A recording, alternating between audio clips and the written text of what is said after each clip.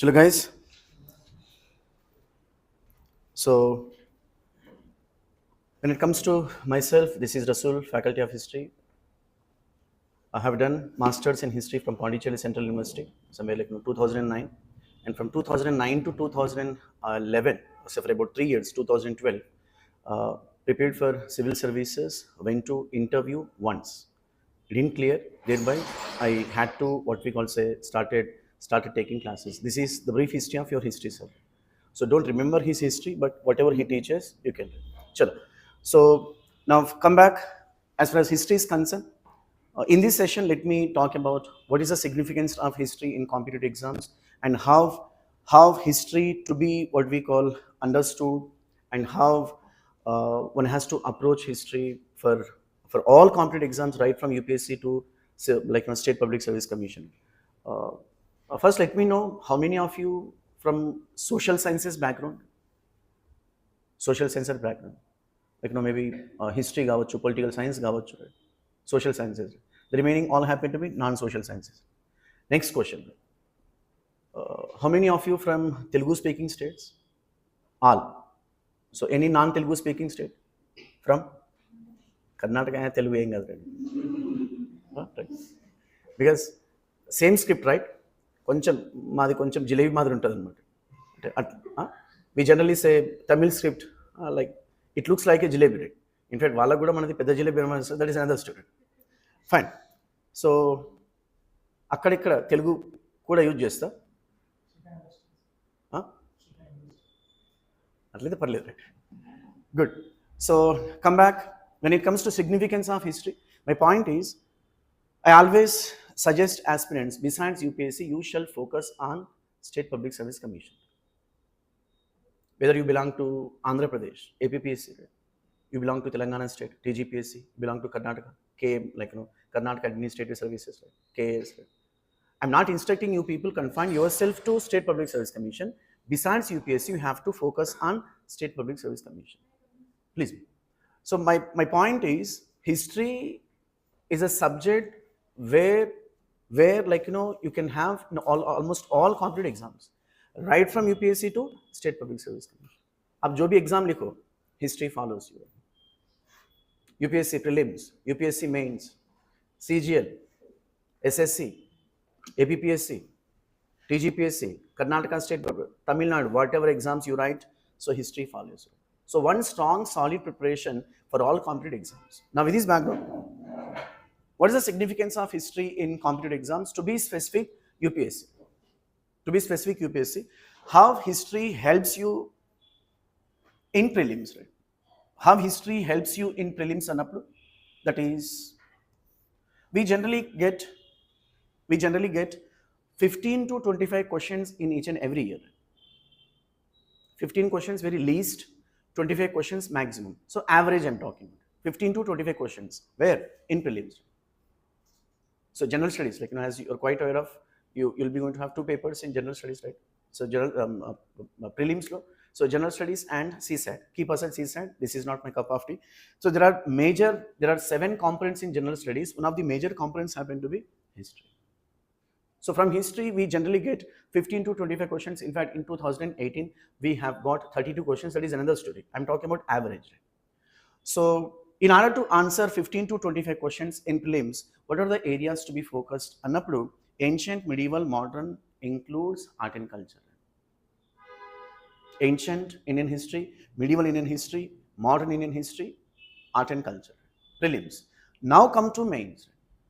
How history is going to help you in mains and upload. For about 125 marks you're going to get from history. You're quite aware of syllabus, especially mains syllabus. We have one of the papers, mains papers, GS2 we call it, right? You're quite aware of GS2. GS2 we have two major subjects, geography and history. Right? So paper 2, in fact each and every paper carries 250 marks, includes second paper. When I say second paper carries 250 marks, 125 marks for geography, the remaining marks for history. So 125 marks. Then what is the syllabus? Same, cut, copy and paste. Ancient, medieval and modern history, ancient Indian history, medieval Indian history, modern Indian history, art and culture. besides, that is like, old history. First, be good at syllabus.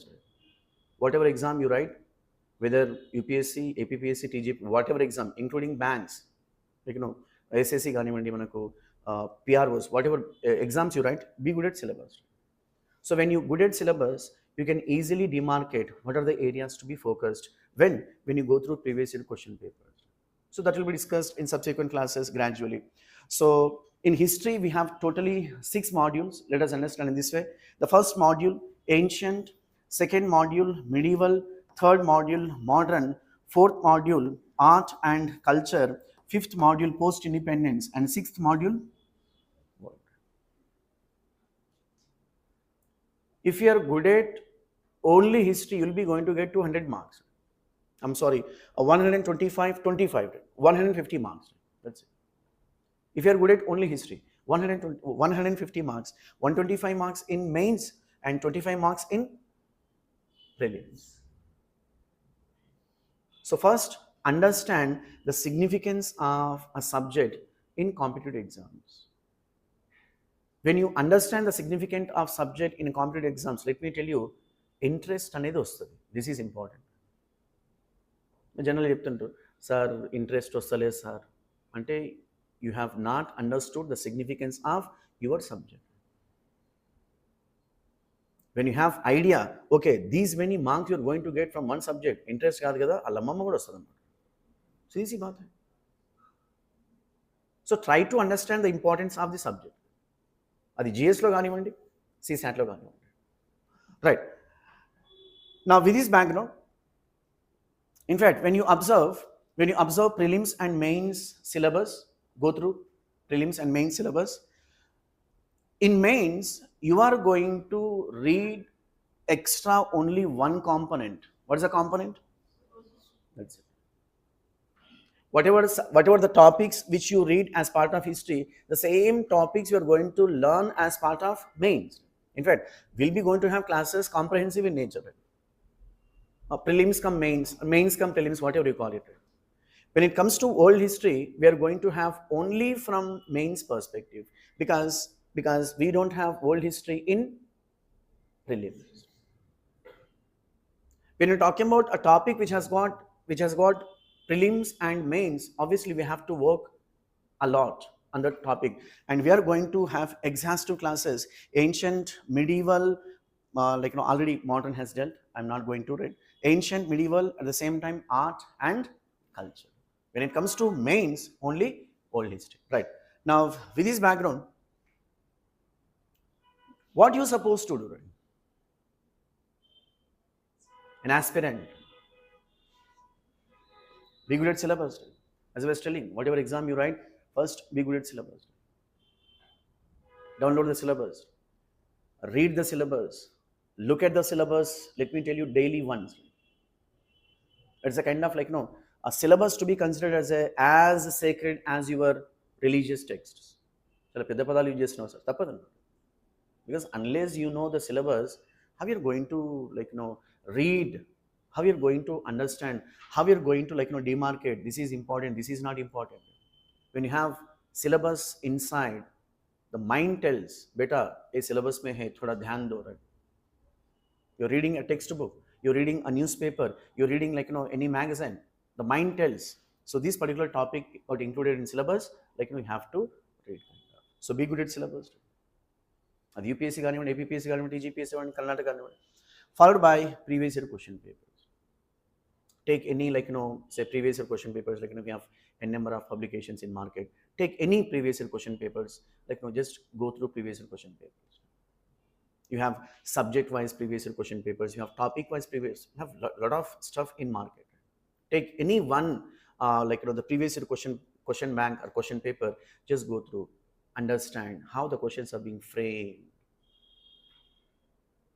and how my preparation should be.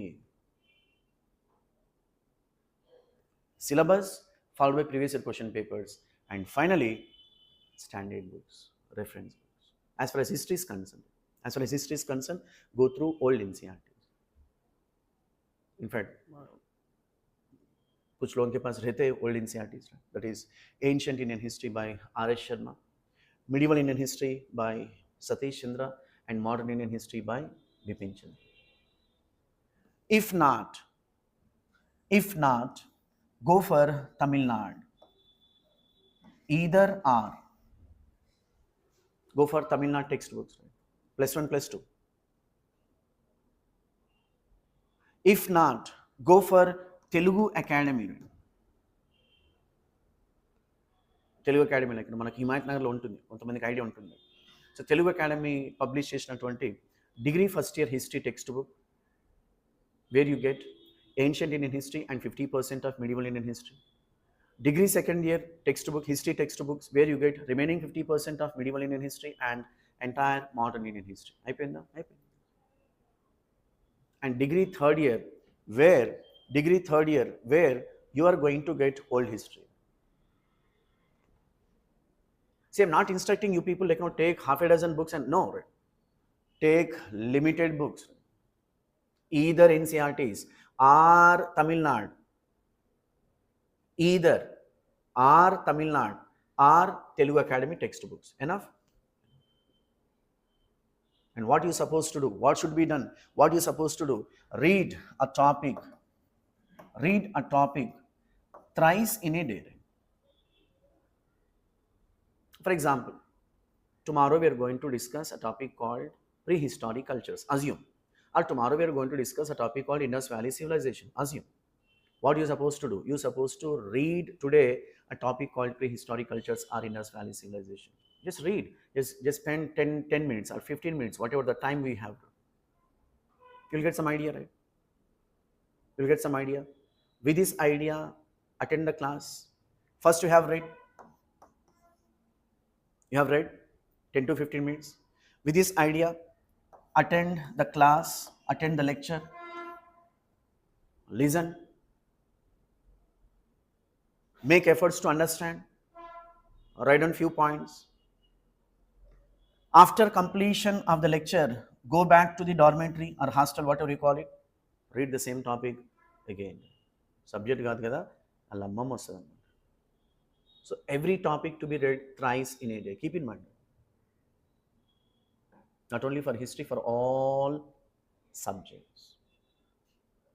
Polity, economy, geography, whatever subjects you talk about, whatever exam you prepare for, especially like when you are attending classes, coaching classes, this is the rational method. We have a what we call saying in Telugu language, artham leni chaduvu vyartham. First, you have to have basic knowledge. Without basic knowledge, coming all the way some XYZ places, like investing this much, sacrificing so many stuff, right? Sitting here, ఏదో చెప్తున్నాడు ఏమో అర్థమవుతుంది. No, it doesn't make any sense. Right? Whatever exam you prepare for, follow this. For all subjects, not only for history, for all subjects. చాలా మంది right started observing right చాలా మంది ఇద్దప్ప మొత్తం చేస్తారు అన్నట్టు. కట్ చేస్తే 30 years ఇండస్ట్రీ అని చెప్తారు. What's the use? అలా డైలాగ్ చెప్తే సినిమాలో పైసలు ఇస్తారు, మనం ఇక్కడ పైసలు పెడుతున్నాం. So a topic to be read thrice in a day, keep in mind. Place or time దొరకట్లేదని మిమ్మల్ని మీరు మోసం చేసుకుంటారు. First read the topic, right? Then you have your own business. How many hours you have classes? 4 hours. Let's say, okay, 6 hours, and you have plenty of time. Right? Daily 2 subjects or 3 subjects. 2 subjects, right? Then demarcate half an hour on one subject to be read, half an hour another subject to be read. Listen, go back, once again half an hour on the same subject, once again half an hour. Enough, right? This is how you start loving with the subject. This is how you have to have journey with UPSC. There are so many subjects, let me tell you. Keep in mind, aspirants, you have to love the journey of UPSC. Otherwise, you'll be exhausted. Idi vodu UPSC odani bycard potaru ikkada. No. You have to love the journey of UPSC. So when you love the journey, let me tell you, destination becomes easy. Keep in mind, whatever the journey.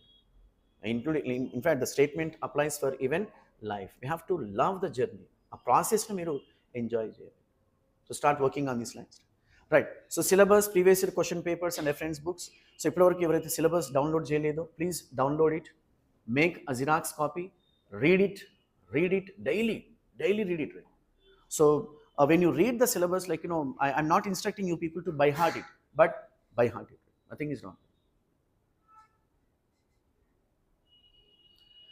Now with this background, start with classification of history. So I've got text, class notes and all, right? Right. So start with classification of history.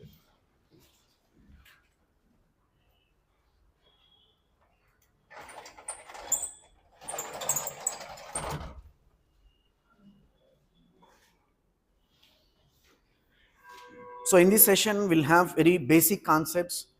Now with these concepts, we are going to learn how the respective topics to be classified and what were the areas to be focused, kind of. Right?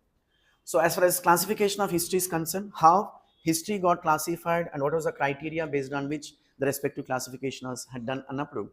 So whenever you read, you heard of history, you generally come across three components, that is ancient, followed by medieval and modern. Right?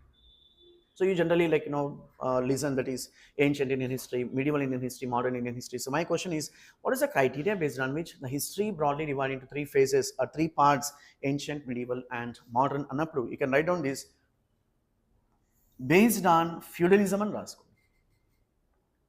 Based on feudalism, history broadly divided into three parts.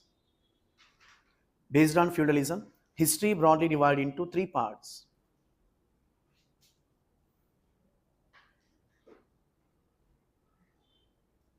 History broadly divided into three parts. So you can write down that is ancient, medieval and modern. Right? Ancient, followed by medieval, followed by modern.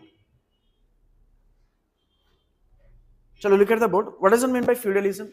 You might have heard, you might have studied in lower classes. Can anyone?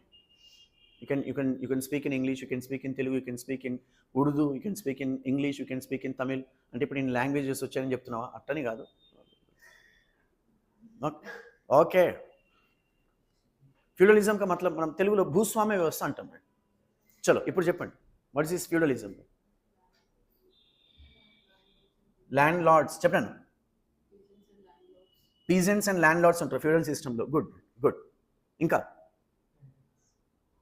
tenants. Okay, peasants are tenants. Yes, you can also call them tenants, right? Chalo, good. So whenever I pose the landlords exploiting peasants. Yes, so exploitation is inevitable, right? Exploitation is inevitable. That is another story. So whenever I pose a question, start responding. Response is important. Forget about answer. Right? Don't search for answer. You start expressing. Right? I strongly believe class should be two-way traffic. It should be reciprocal, not one-way traffic. నేను చెప్పింది ఆసనము, చేసింది శాసనం, ఇది కాదన్నమాట. It should be reciprocal. ఆ reciprocal ఎప్పుడు వస్తుందంటే when you read and attend. That's what my point was. Fine. So ఏంటి feudalism అన్నప్పుడు one of our friends he says feudalismలో at the top feudal lord, at the bottom peasants. Good. Now I'm not getting to the details of feudalism. I'll be going to speak in subsequent classes. My point is, what is the criteria based on which history broadly divided into three parts annappudu feudalism? Ancient దగ్గర ఒక చిన్న hyphen తీసుకోండి, pre-feudal societies and రాసుకోండి. Pre-feudal societies. Medieval దగ్గర ఒక చిన్న hyphen తీసుకోండి, feudal societies. And modern, post-feudal societies. Post-feudal societies.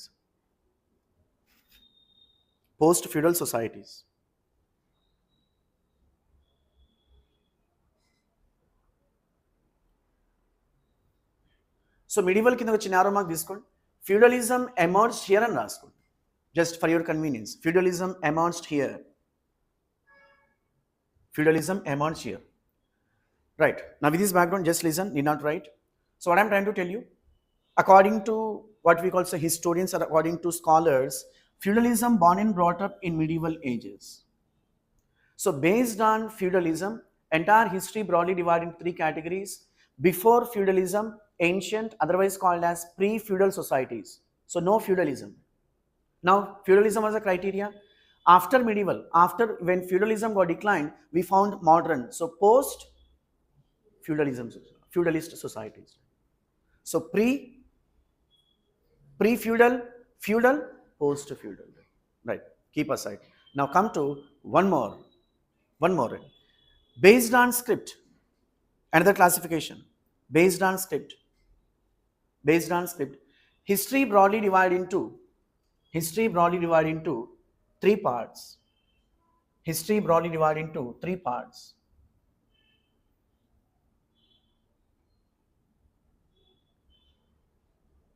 Script. Based on script, history broadly divided into three parts. The first one, prehistoric age. Prehistoric age. So look at the board. Script का मतलब क्या होता है? What is meant by script? Written form, good, that's it. Written form, enough. Right? Language, spoken form. Right, spoken form. So my point is, based on script, history broadly divided into three parts. Annappudu, now start with first one, prehistoric age. Oka chinna hyphen తీసుకోండి. There was no script అని రాసుకోండి. The absence of script. లిపి లేని కాలాన్ని చారిత్రక పూర్వయుగం అంటారు. The absence of script. So the prehistoric age, the phenomenon where there was no script at all. I'll be going to speak in subsequent classes. When there was no script, how did people communicate? That will be discussed. Another tag called prehistoric cultures. The very first chapter of what we call ancient Indian history, that will be discussed. I'm just introducing topics. So prehistoric age. Whenever you come across a tag called prehistoric age, you shall keep in mind there was no script, absence of script. Now come to the second one, proto-historic age. Second one, the second category, proto-historic age. Proto-historic age. So under proto-historic age, have small arrow mark. Script is available. Script is available, but not deciphered. Script is available, but not deciphered, but not understood, but not deciphered, but not deciphered. So look at the board. If you have the habit of reading newspapers, recently the Chief Minister of Tamil Nadu, Sir Peru em peru Stalin, MK Stalin, right? MK Stalin announced, if you decipher, if you discover script of Indus Valley civilization, you'll be given so many rupees, 1 million. So proto-historic age is a phenomenon wherein availability of script, అర్థం చేసుకోవాలి, availability of script but not understood. దాని కింద ఒక example రాసుకోండి. The script of IVC అని రాసుకోండి. The script of Indus valley civilization. The script of Indus valley civilization. I'll be going to speak as part of a chapter called Indus Valley Civilization. Indus Valley Civilization can also be called as proto-historic age. Why Indus Valley Civilization can also be called as proto-historic age? Because we found a script but not deciphered. By heart చేయద్దు, అర్థం చేసుకుంటూ రాసుకోండి. And the third and last element, historic age. Historic age. చారిత్రక యుగము అంటాం తెలుగులో. Historic age. So ఏంటి historic age? Very easy. Historic age, script is available and deciphered. That's it. Script is available and deciphered. Script is available and deciphered. Example రాసుకోండి. Vedic civilization అని రాసుకోండి. Vedic civilization. Vedic civilization. Same, I'll be going to speak as part of Vedic civilization, a chapter called Vedic civilization. Vedic civilization can also be called as historic age civilization because Aryans developed a script which can be read, which can be understood by us. That is the reason Vedic civilization can also be called as historic age civilization.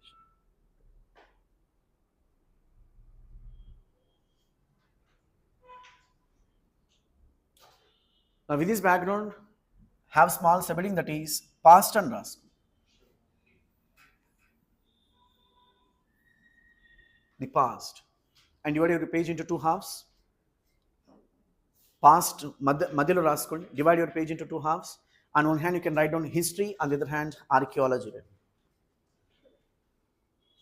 On one hand, history, on the other hand, archaeology.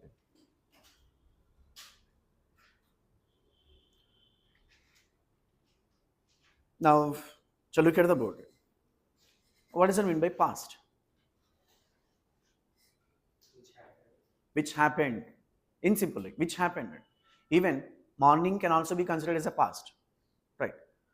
Now, in order to study the past, we have two major branches. One among them was history, another branch archaeology. Now you can write down on one hand history, on the other hand archaeology. Purely the form of exam point of point of view.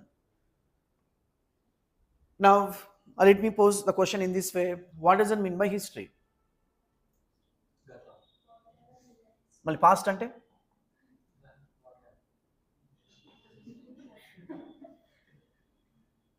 I repeat the question. What does it mean by history? Okay, history studies. Right, good. Then how about archaeology? Right? Okay, based on evidences, archaeology studies the past. Good. Chalo. Now, understand it. You can write down. Artham chesukoni raskondi. History studies the past and raskondi. History studies the past through literature. History studies the past through literature. Now come to archaeology. Archaeology also studies the past through material excavations. Through material excavations. Archaeology also studies the past through material excavations. Material excavations.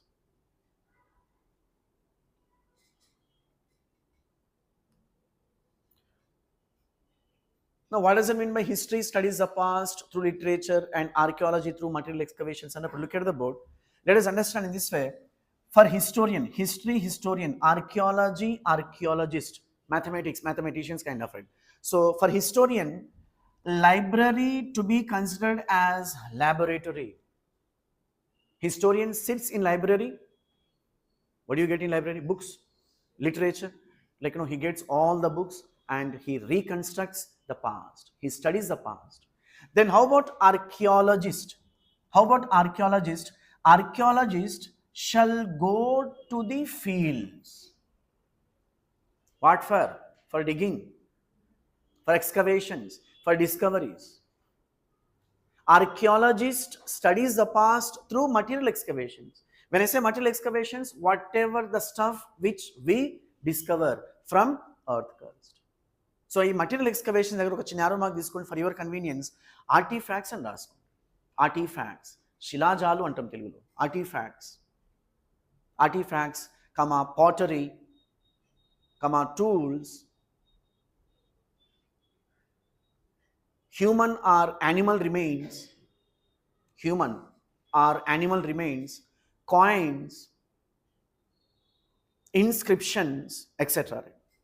It can be anything which discovered from the earth crust through excavations. So we have two major branches which studies the past.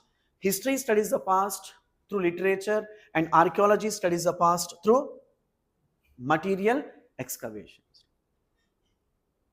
Right. Now with this background, come to archaeology.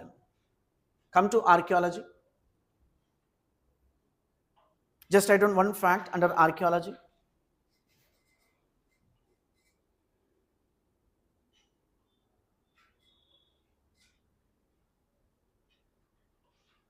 We have furthermore branches and raskondi. We have furthermore branches.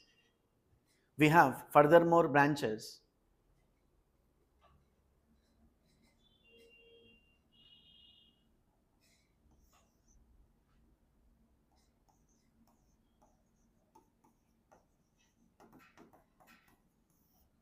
One or two examples రాసుకోండి. Numismatics.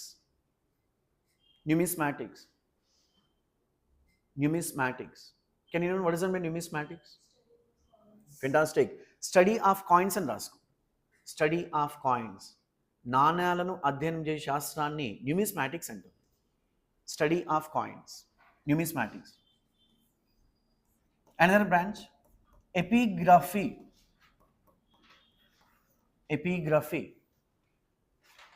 Epigraphy का मतलब क्या होता है? Okay, epigraphy को చిన్న hyphen తీసుకోండి.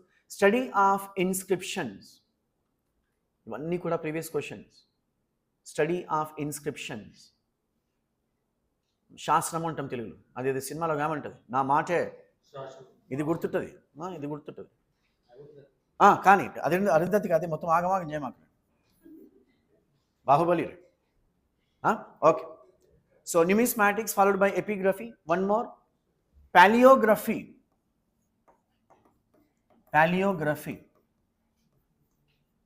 Another branch of archaeology, paleography. Study of ancient scripts. Paleo, which means old, graphy, which means art of writing. So study of ancient scripts.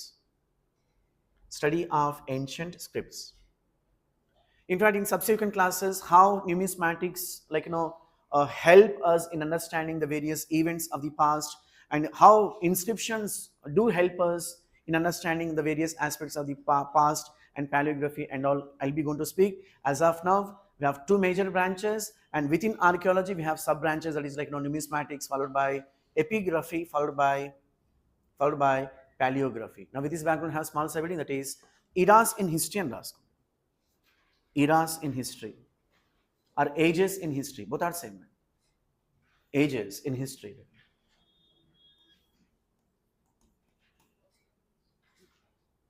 Ages, eras in history. Let me tell you one kuda basic concepts.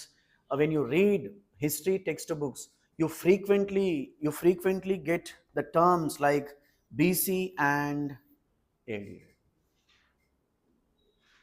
In fact, చాలా మందికి idea ఉండొచ్చు, BC stands for before Christ and AD stands for anno domini. But ఇంకొక కొంచెం ఒక అడుగు ముందుకేసి ఏంటి, how these classifications have done, and what is why we supposed to follow BC and AD. This, though it was a Christian classification, why we supposed to follow?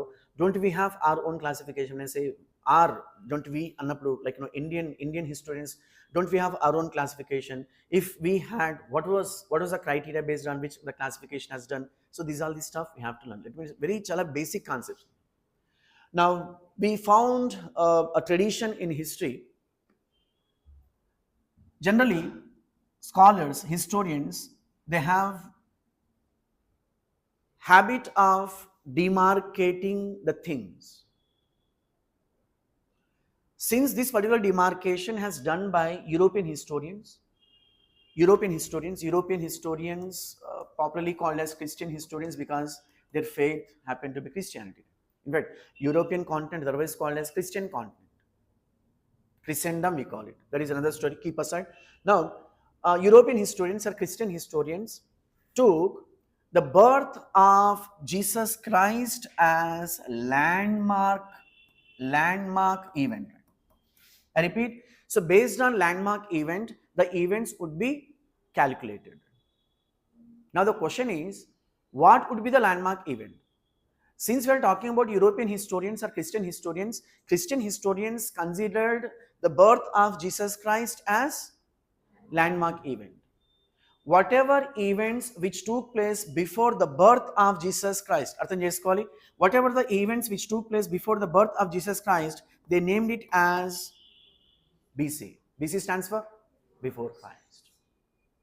Whatever events which took place the year in which Jesus was born, followed by the events will take place in subsequent years, that That element is called as AD. AD stands for Anno Domini. It's a Latin term. The English version of Anno Domini, the year in which Lord was born, Jesus. The English version of Anno Domini, the year in which Lord was born. When I say the events which took place before the birth of Jesus Christ, they were given big number, that is 10, 9, 8. It went on. The events which took place the year in which Jesus was born will be taking place, will take place. So they call it as 1, 2, 3, 4. Now at present we are in 21st century AD. According to Christian classification, or according to Christian calendar, or according to Christian era, or according to Gregorian calendar or Gregorian era. ఎందుకు Christian classification లేదా Christian క్యాలెండర్ను మనము Gregorian అనాలి అన్నప్పుడు very simple logic. Gregorian, pope Gregory, pope. Any Christian friends? A pope कौन होता है? Who is pope? Some sort of khalifa. Good. Who is khalifa? The head of Islam. Very good. Khalifa happened to be head of Islam. In fact, at present, no Khalifa. That is another story. I'll be going to speak as part of old history. So, Pope is nothing but the spiritual head of Christianity. The spiritual head of Christian world or Christendom. So, it was in 16th century, a Pope by name Gregory who altered the Christian calendar, whereby the calendar is named after him. Gregorian calendar, otherwise called as Christian calendar, otherwise called as the Christian era. We have different technical terms. But Christian calendar has say 12 months. Everyone knows, right from January to December. So at present, the entire world, including India, following Christian calendar or Christian era or Gregorian calendar. Then you can pose me the question, why many countries across the globe following Christian calendar? To be specific, even Indian government also following what do we call Christian era annappudu. Don't we have our own era annappudu? We have our own era, or we have our own classification, but for administrative convenience we were following Christian calendar. Why administrative convenience? In a sense, very simple logic, because the globe was ruled by Christians. To be specific, English, England, Britain, British, whatever you call it, including India. India was also ruled by British. So across the globe, for administrative convenience, we follow Christian era or Christian calendar.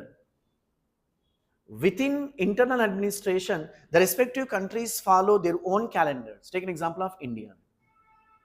India follows its own calendar. Star mark condition apply within internal administration. Whenever you observe GOs, government order, whenever you observe government order, GO stands for government order, you come across Shaka era. మనం తెలుగులో శక సంవత్సరం అంటాం. What is it Shaka era అన్నప్పుడు it's an Indian calendar or Indian era. So ఏంటి criteria అనేది మనం refer చేస్తాం. So what I'm trying to tell you, BC stands for before Christ and AD stands for Anno Domini. At present, according to Christian era or Christian calendar or Gregorian era, at present we are in 2025 January, right? According to Christian calendar. Keep aside. Now come to Indian calendar. So for Christian calendar, Christian historians or European historians consider the birth of Jesus Christ as landmark event as a base. Then how about Indian historians or Indian calendar annappudu? That is, you can write down this. So Christian calendar, Christian era అని రాసుకోండి. Christian calendar or Christian era or Gregorian calendar.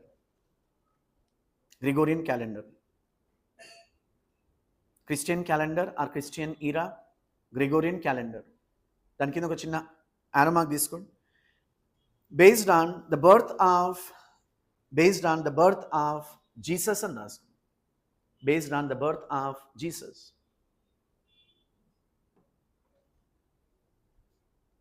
The second one, Shaka calendar or Shaka era oblique Indian calendar. All are same place. Shaka calendar or Indian calendar.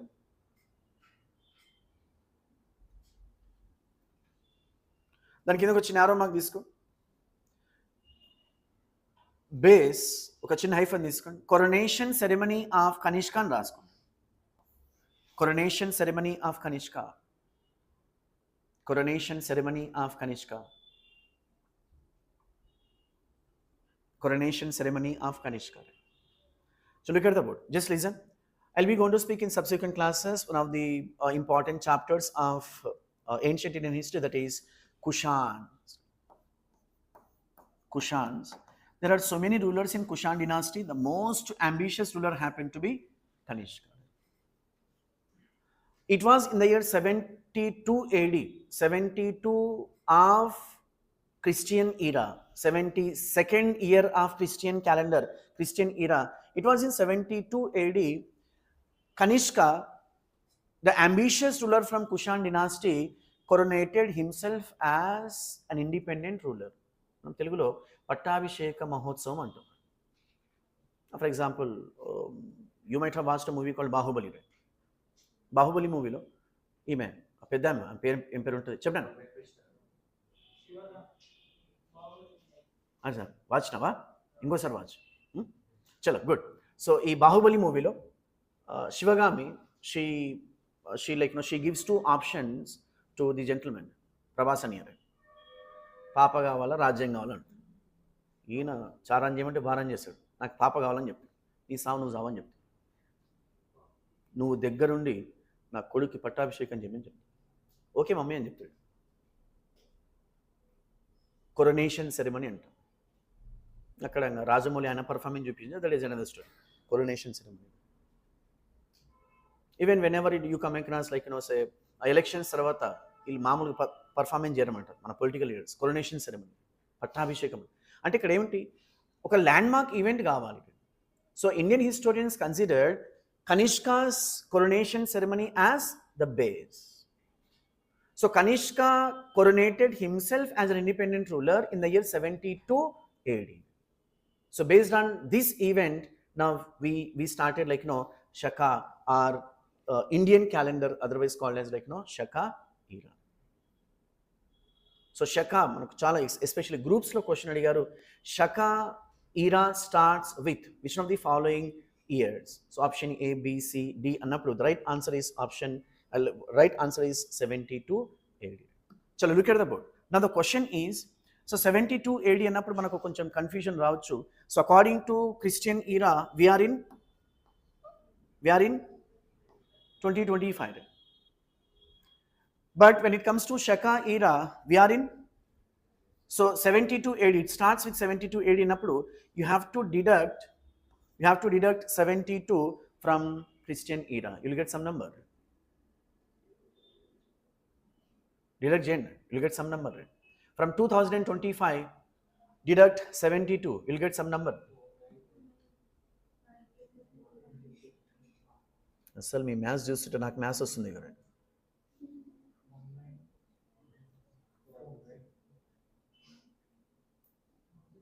చాలా కష్టపడుతున్నారు. ఒక ఆయన laptop తీసుకుంటాడు, ఒక ఆయన phone తీసుకుంటాడు. చెప్పాను 19 షూర్. అచ్చా 1953 ఓకే షూర్. చలో according to Shaka calendar or according to Shaka era we are in 1953.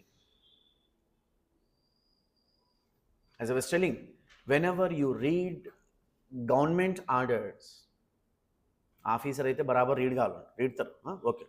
So whenever you read government orders you will come across Shaka years, Shaka months and Shaka days.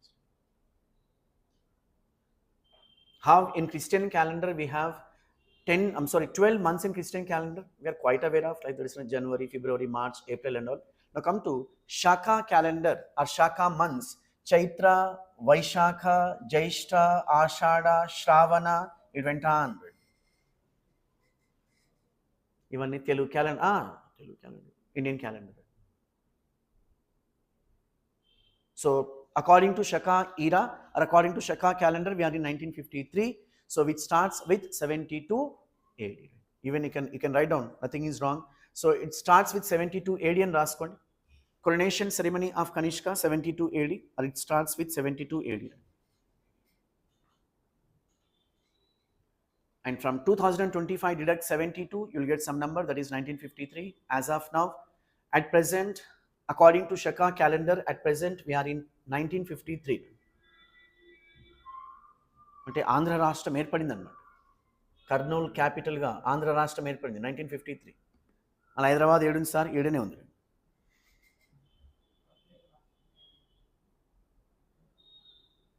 Next one more, Hijri era or Hijri calendar, both are same. When you go through previous year question papers, you'll get one question of this calendar, like on one hand names of the eras, on the other hand their starting years. That is the reason we are spending time here. Hijri era or Hijri calendar. Hijri era or Hijri calendar, దాని కింద ఒక చిన్న arrow mark తీసుకో. Based on the migration of Prophet Muhammad, based on the migration of Prophet Muhammad from Mecca to Medina,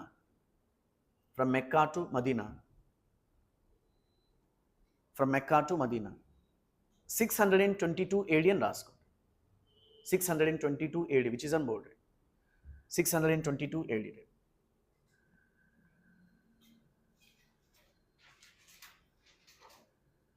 So look at the board. So for Christian historians, the landmark event happened to be the birth of Jesus Christ. When it comes to Indian historians, the landmark event happened to be the coronation ceremony of Kanishka. Now come to Muslim historians. Muslim historians considered migration of Prophet Muhammad from Mecca to Medina, this particular event which took place in 622 AD Christian calendar. I'll be going to speak as part of medieval Indian history. It was in Mecca Prophet Muhammad was born. It was in Mecca Islam was born and brought up. And like the heads of Mecca, the tribal chieftains of Mecca, they did not embrace Islam. They even threatened Prophet Muhammad. There was no option left with Prophet Muhammad except migrating from Mecca to Medina with a group of followers. So the migration of Prophet Muhammad, which took place in 622 AD. So this particular event considered as landmark by Muslim historians. Same, deduct 2025, you'll get some number. From 2025, deduct 622, you'll get some number. Chapter.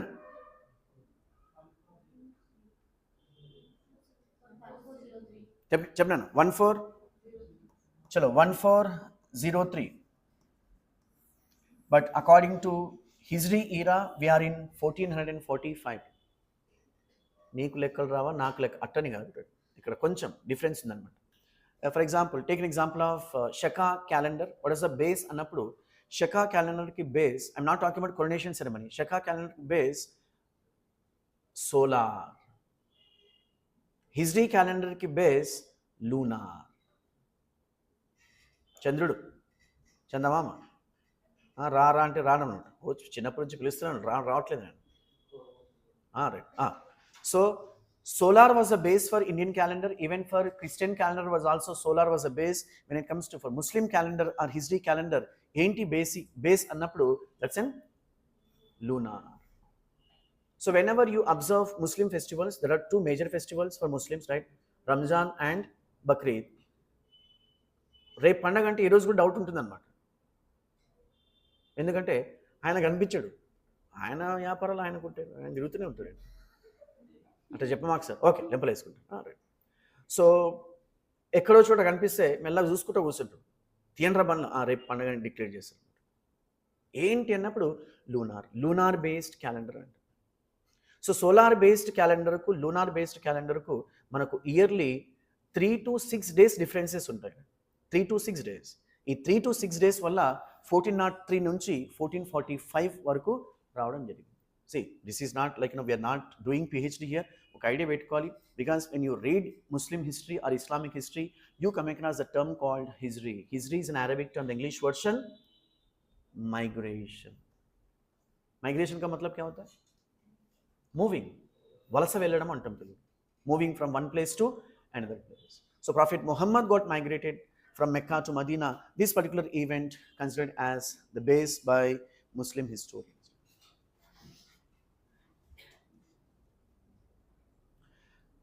So with this background, have small subheading, that is sources to study the past. Sources to reconstruct the history are sources to study the past.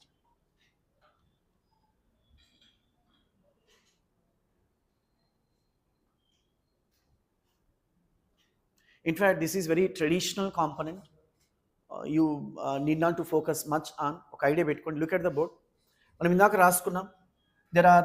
There are like, say, there are two what we call branches which study the past. Which studies the past, that is history and archaeology.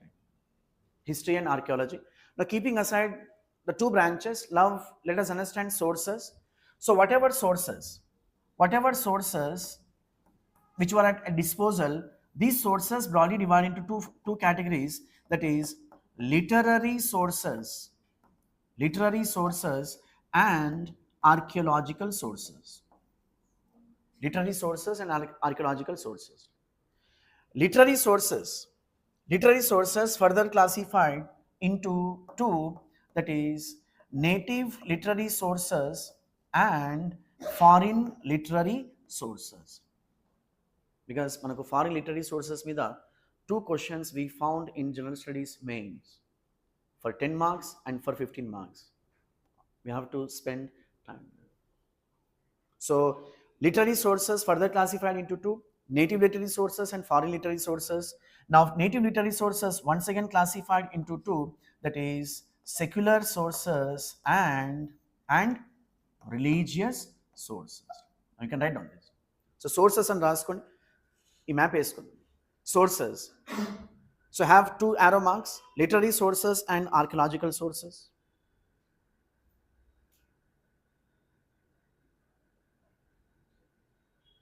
Literary sources and archaeological sources. Now come to literary sources. Literary sources further classified into two, native literary sources and foreign literary sources. Native literary sources deshiya ఆధారాలు అంటాం. Foreign literary sources విదేశీ ఆధారాలు. Now come to native literary sources further classified into two, secular and religious. Secular and religious. Secular and religious.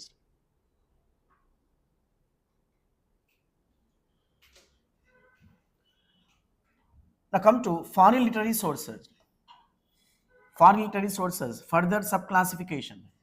Foreign literary sources further subclassification, that is Greek, Latin, Chinese, Persian, Arabic and English, for about half a dozen. Greek, Latin, Chinese, Persian, Arabic and English.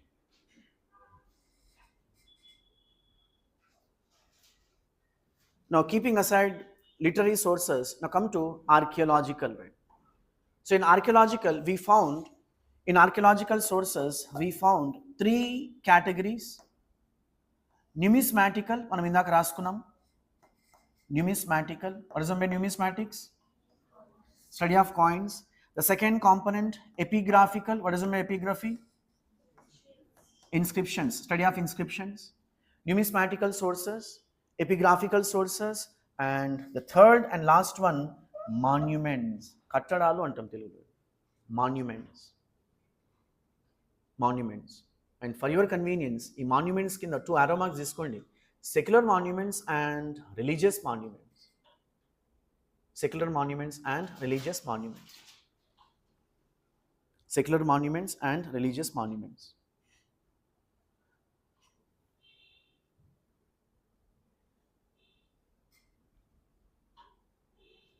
So we have to learn each and every part in an organized way. So have small subheading, that is literary sources. Literary sources. To be specific, native literary sources. Have subheading literary sources. Within literary sources, native literary sources. And within native literary sources, have subheading that is religious sources. Once we're done with religious sources, I'll be going to speak secular sources.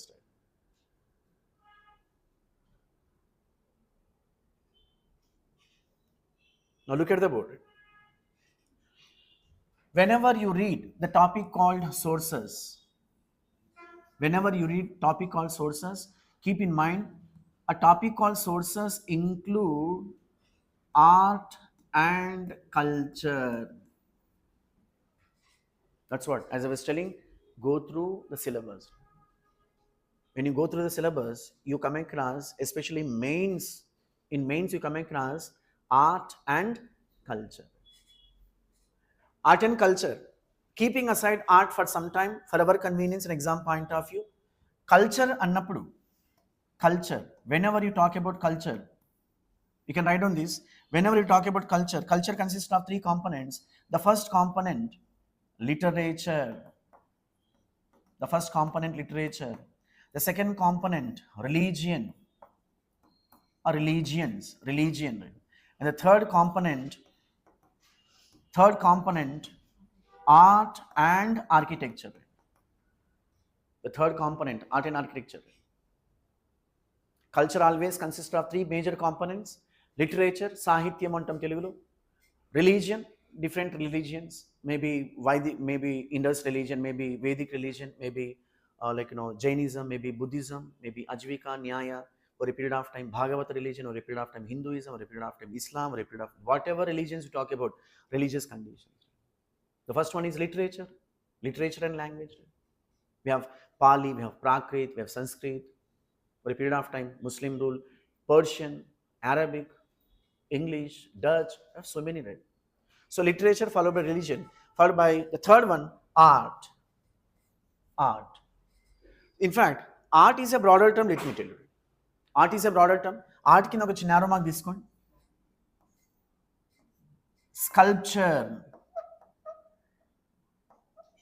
Sculpture మనం తెలుగులో శిల్పకళ అంటాం. Sculpture, శిల్పకళ. Another element of art, paintings. చిత్రలేఖనము అంటాం, paintings. Another element of art, dance. Obviously traditional dances, not your marfa, DJ, ఇది కాదన్నట్టు. Dance, traditional dances.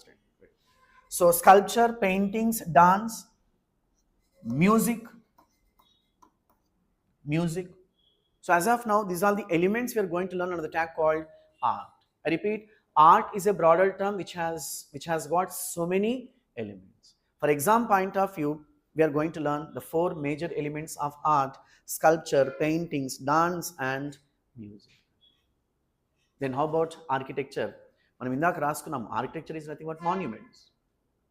We have 2 types of monuments. What are they? Secular monuments and religious monuments. When I say religious monuments, maybe say architecture దగ్గర ఒక చిన్న arrow mark తీసుకోండి. Secular and religious అని రాసుకోండి. Secular and religious.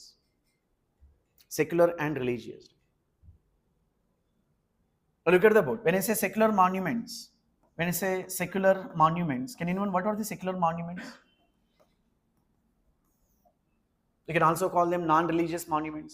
Non-religious monuments can also be called as secular monuments. Well, secular monuments అన్నప్పుడు forts, కోటలు అంటాం తెలుగులో, Golconda fort, palaces, royal palaces, secretariat, secular monument, parliament, secular monument, royal palaces. So non religious monuments మనం secular monuments అంటాం. Now come to ఏంటి religious monuments అన్నప్పుడు we have an number.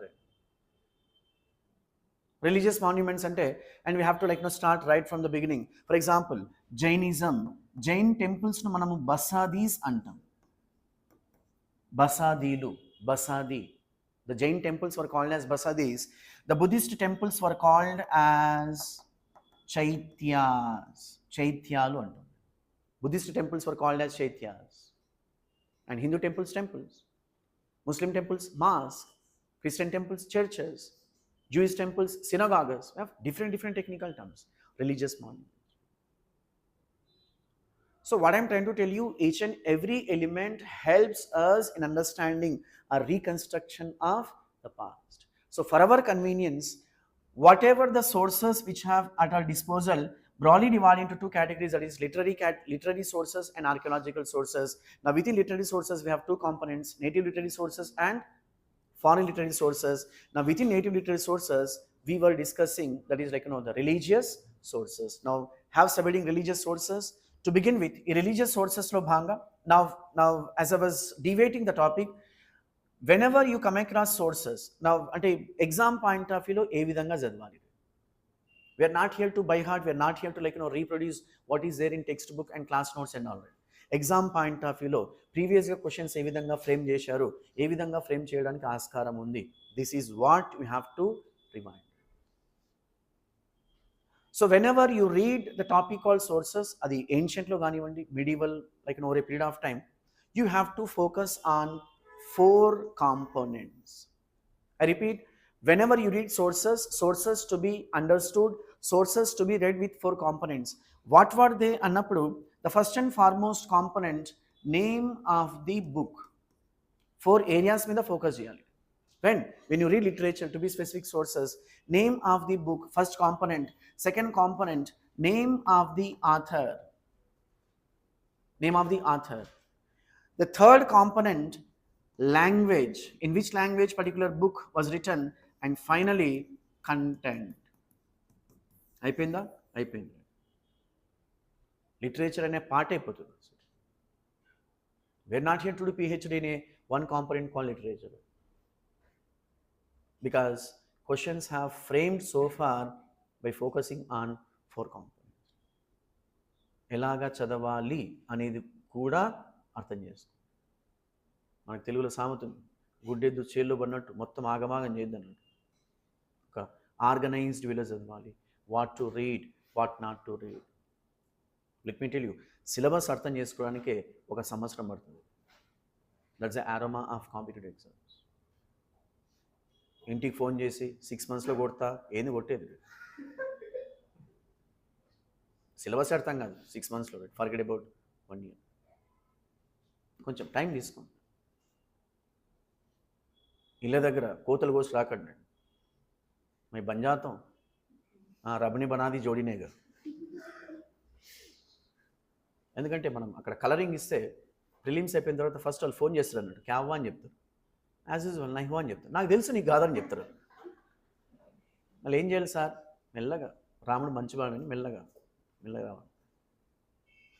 వస్తే అచ్చా హే, రాకపోతే బహుత్ అచ్చా హే, ఏ కుదురు పోతే అక్క కుదురు ఉన్నట్టు ఉంటుంది మెల్లగా. చలో, general I started observing aspirants ఫోన్లు చేసి చెప్తుంటాడు, సివిల్ సర్వీసెస్ ప్రిపేర్ కర్రాం క్యా సమజ్ అని చెప్తాడు. నాకు ప్రిలిమ్స్ కూడా కాదు, ఎప్పుడు 3 సంవత్సరాలు కూడా ప్రిలిమ్స్ కాదన్నమాట. అట్లా చెప్పమాకు సార్, మళ్ళీ ఎట్లా చెప్పాలి? ఎక్కువ మనం కోతలు పోయేది అన్నట్టు, మన విక్టరీ మాట్లాడాలి. మళ్ళీ అంతవరకు ఏం చేయాలి సార్? స్విచ్ ఆఫ్ చేసుకొని కూర్చుంటాడు. అట్లా చెప్పమాకు సార్, ఎందుకంటే మనకు మెసేజ్ రాకపోతే చచ్చిపోతాం. ఇదొక వ్యాపారం అన్నట్టు. సమస్యకి ఇషారా కాఫే, ఎవరికైతే తగలన్నది అవుతుంటుంది అన్నట్టు. చలో, so I repeat, when ever you read sources, ఈ ఏరియాస్ మీద ఫోకస్ చేయండి. I repeat, These are the areas from where the questions have been framed. Let me give an example. అంటే ఏంటి ఈ ఏరియాస్ని చదవాలా ఎలా చదవాలన్నప్పుడు let me give an example. For example, there's a book called అర్థశాస్త్ర. చాలా మంది వినింటారు అర్థశాస్త్రము అర్థశాస్త్ర. Can anyone who authored అర్థశాస్త్ర? Very good. Kautilya, otherwise called as Chanakya, otherwise called as Vishnu Gupta. మూడు పేర్లు పెట్టుకోండి. Okay.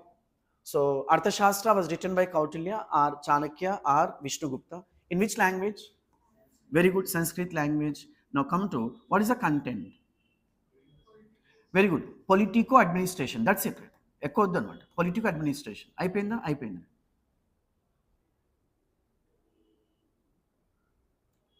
Arthashastra ఎన్ని పేజీలు ఉన్నాయి, ఎన్ని చాప్టర్లు ఉన్నాయి, ఫస్ట్ చాప్టర్లో లాస్ట్ లైన్ ఇవన్నీ ఆ పరలు వద్దన్నమాట. What is what? నీకు అది ఎగ్జామ్కి అవసరమా? అవును అవసరము, చదువు. అవసరం లేదు, కీప్ అసైడ్.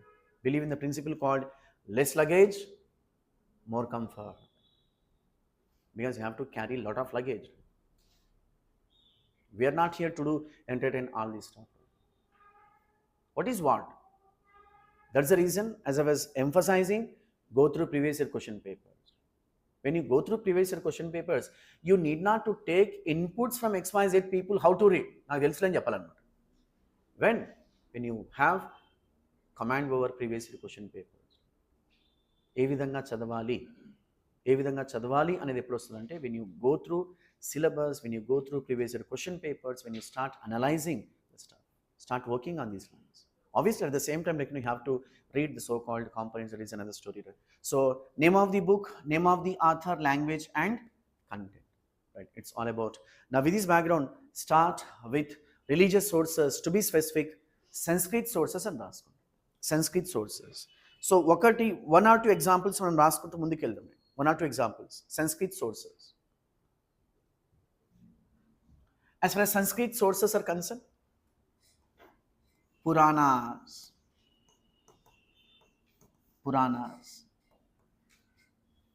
మనం తెలుగులో పురాణాలు అంటాం. Puranas. I'll be going to speak as part of Vedic literature. Vedic literature లో భాగంగా శృతి లిటరేచర్ ఉంటుంది, స్మృతి లిటరేచర్ ఉంటుంది. One of the components of Smriti literature, Puranas. One or two facts you can write down Puranas. They were 18 in number and రాసుకోండి. 18 in number. అష్టాదశ అంటాం సంస్కృతంలో. Ashta, 8, Dasha, 10, 18. They are 18 in number. One more fact, they give genealogical and chronological order.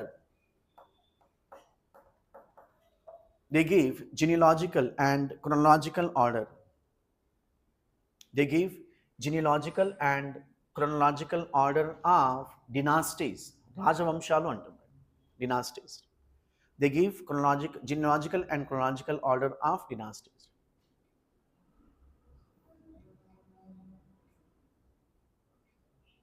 So look at the board. Need not just listen. ఏంటి genealogy అన్నప్పుడు for your convenience dynastic information అని రాసుకో. వంశావళి అంటాం తెలుగులో. Dynastic information. X ruler followed by Y ruler followed by Z ruler followed by A ruler, B ruler, Z ruler. So dynastic information. Vamshamu antam telugu. Dynasty, Rajavamsham. Right? So chronology, that is, for example, look at the board. Need not to just listen. I'll be going to speak in subsequent classes. There is a Purana called Matsya Purana, which talks about there were 30 Shatavahana rulers ruled over Deccan for about 450 years. 30 there were dynasty, one of the famous dynasties ruled over Deccan, to which your Balaiba belonged to. Gautamiputra Shatakani, Vedayana sir. So there are 30 rulers in Shatavahana dynasty. They ruled over Deccan for about 450 years. So ఈ genealogy, chronology మనకు ఎక్కడి నుంచి వచ్చింది అన్నప్పుడు ఎవరు ఇచ్చారు అన్నప్పుడు there is a Purana called Matsya Purana. I'm just giving one example. We have so many examples, right? I'll be going to speak in subsequent classes. My point is, what is the content of Puranas? మనం ఇందాక 4 components అని రాసుకున్నాం. See, we don't have a single name of the author who wrote Puranas. A group of scholars wrote. Avasram ledu. So Puranas, what is the content of Puranas? Annappudu Puranas give genealogical and chronological order. Keep aside. Next, come to Prakrit. Prakrit. So when I say Sanskrit, it's an Hindu text or Hindu religious text. Come to Prakrit, Jain text and రాసుకోండి for your convenience. Jain texts, జైన మతానికి సంబంధించిన books అంటాం, Jain texts.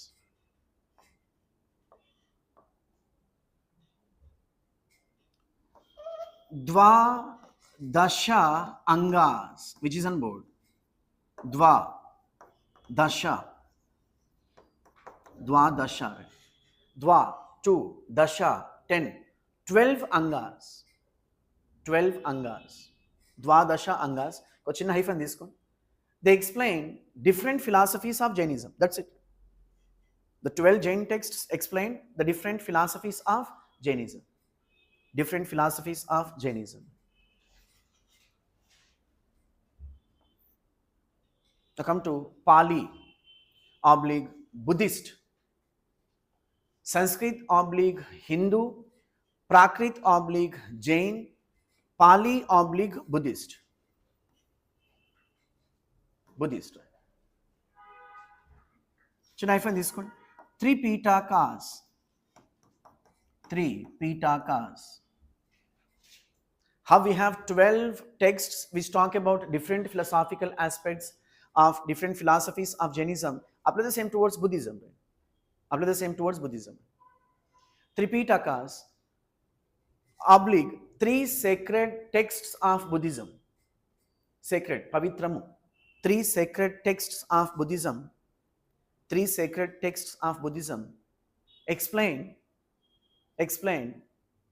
different philosophical aspects of Buddhism.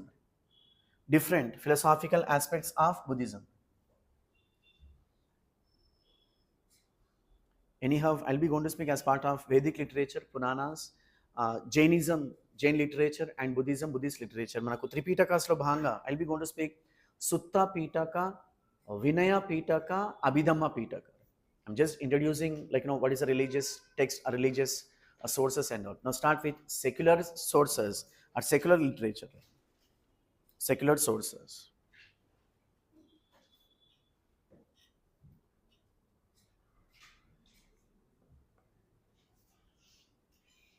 What is meant by secular?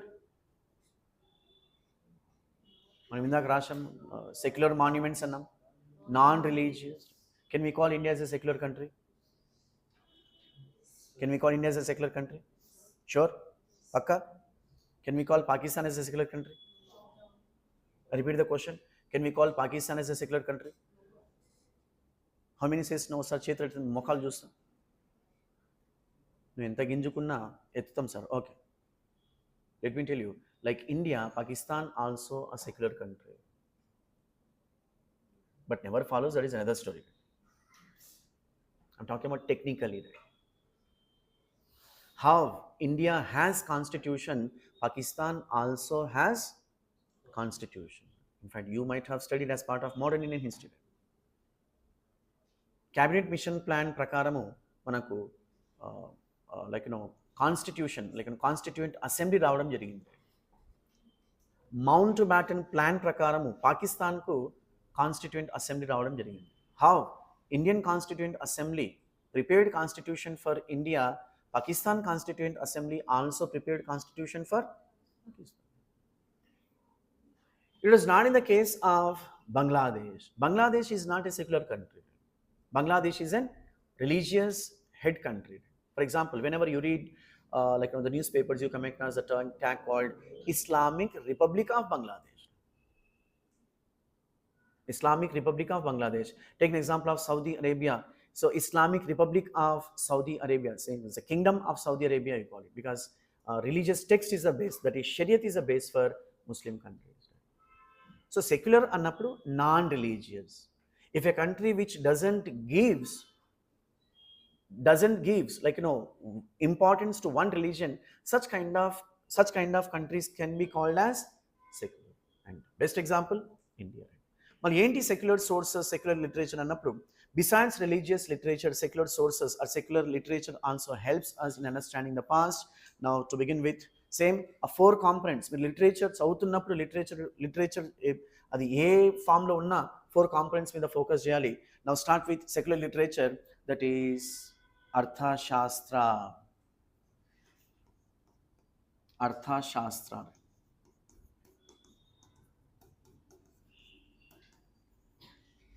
అర్థశాస్త్ర. So నా two facts related to అర్థశాస్త్ర మనం ఇందాక రాసుకున్నాం. ఫిర్ బి వన్స్ అగైన్ మన టూ ఫ్యాక్ట్స్ రిలేటెడ్ టు అర్థశాస్త్ర. It was written by Kautilya. It was written by Kautilya in Sanskrit language. In Sanskrit language.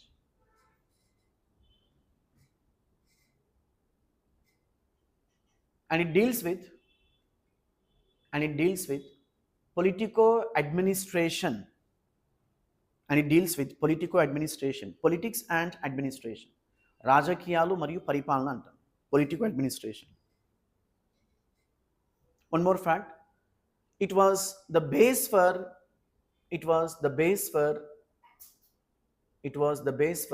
almost all kingdoms. It was the base for almost all kingdoms. So Arthashastra was a base for administration in almost all kingdoms. Forget about kingdoms, even today we follow Arthashastra.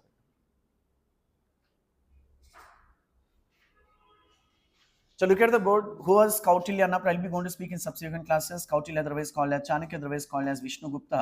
This gentleman was a Brahmin scholar, the traditional sources tell us. So Brahmin scholar, the Brahmin prime minister of Nandas. And he also served as a prime minister for Mauryans for some time. And he composed a book called Arthashastra, the treatise on political administration. So this particular text discovered by Dr.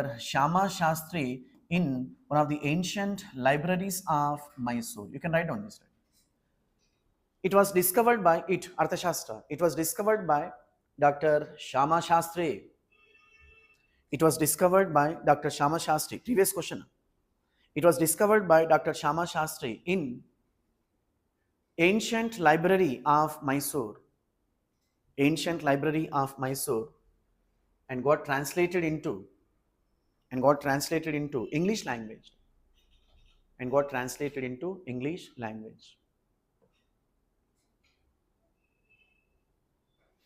So name of the book Arthashastra, name of the scholar Kautilya, name of the language Sanskrit, and content political administration. Right. Next, Ashtadhyayi, which is on board. Right? Ashtadhyayi.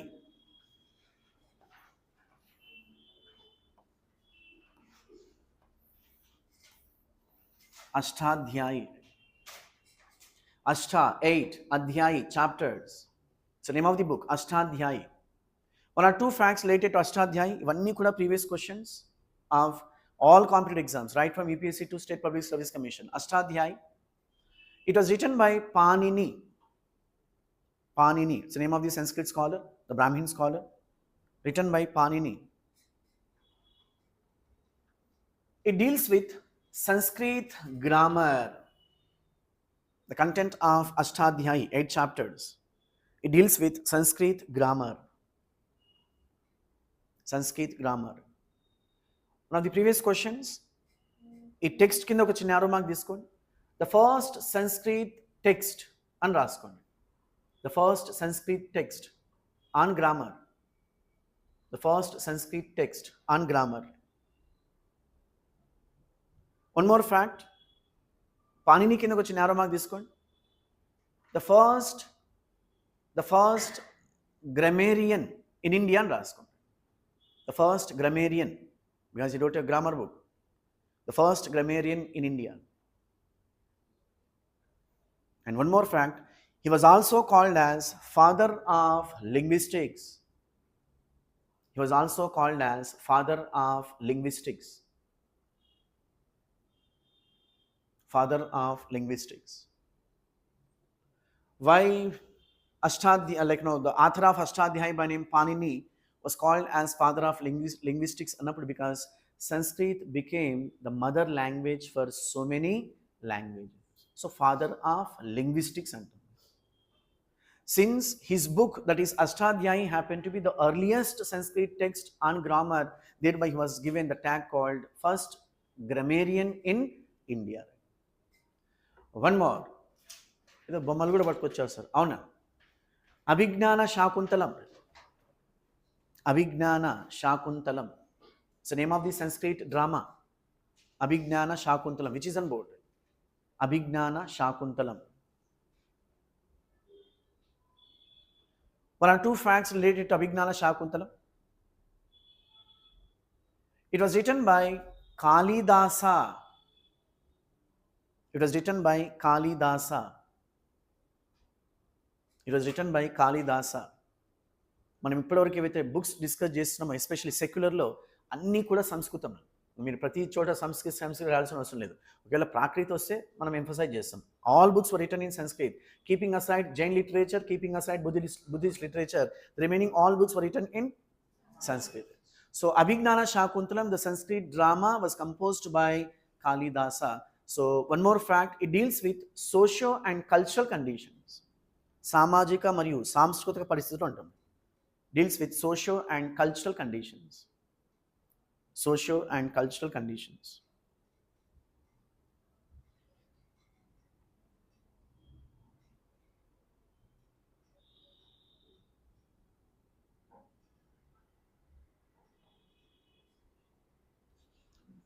One more, Mudra Rakshasa. It's the name of the book. It's the name of the Sanskrit text. Mudra Rakshasa. Mudra Rakshasa. It was composed by Vishaka Datta. Vishaka Datta is a Sanskrit scholar, lived in 5th century AD. Composed by Vishaka Datta, lived in 5th century AD, Guptan territories. Right?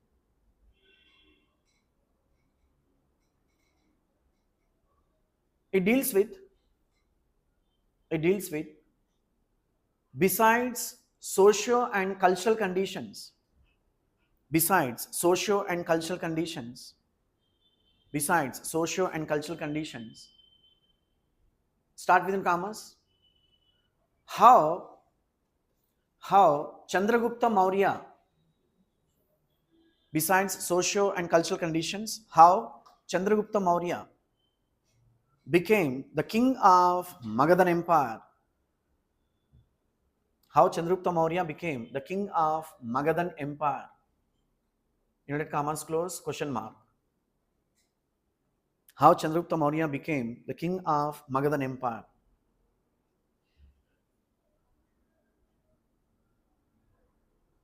So look at the board, need not just listen, I'll be going to speak as part of Mauryan Empire.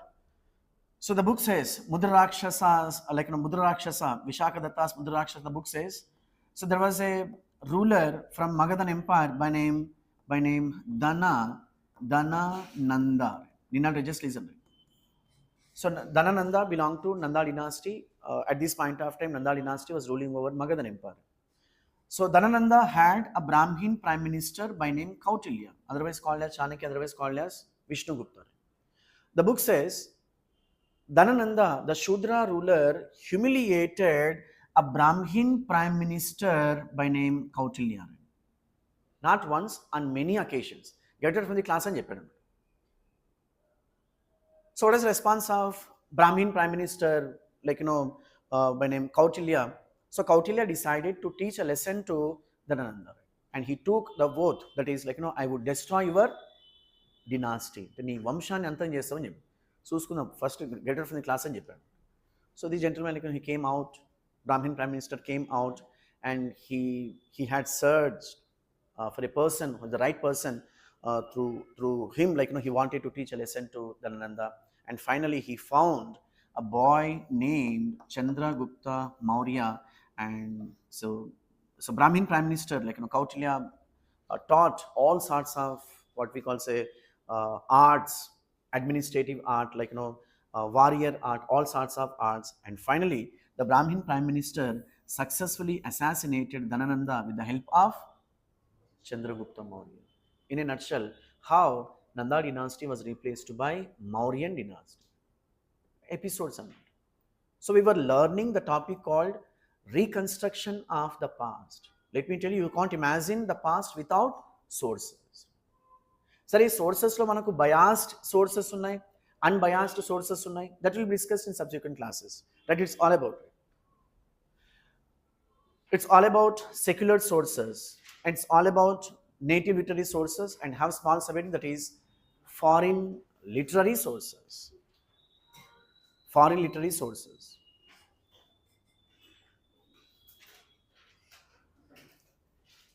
విదేశీ రచనలు అంటాం, foreign literary sources.